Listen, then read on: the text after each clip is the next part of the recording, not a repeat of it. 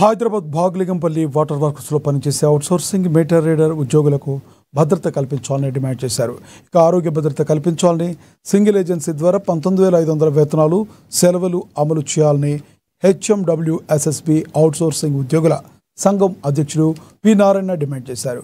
లేని పక్షంలో పిఆర్టీఓ ఆధ్వర్యంలో ఉద్యమిస్తామని హెచ్చరించారు.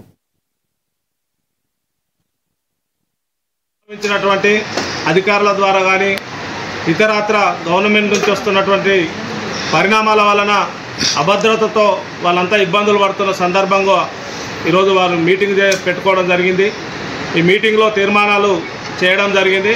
ముఖ్యంగా మీటర్ రీడర్స్ అందరూ కూడా వాటర్ బోర్డులో బిల్లులు ఇవ్వడము, రసీదులు కలెక్ట్ చేయడము, మీటర్ రీడింగ్ చేయడం, వీటికి సంబంధించినటువంటిది మిషన్స్ ద్వారా లొకేషన్ వెళ్ళి డ్యూటీ చేస్తున్నటువంటి పరిస్థితి ఉంది. మరి డ్యూటీ చేస్తున్న సందర్భంలో ఎదురవుతున్నటువంటి సమస్యలు పరిష్కారం కోసం అధికారులకు విన్నవించుకోవడం జరుగుతుంది.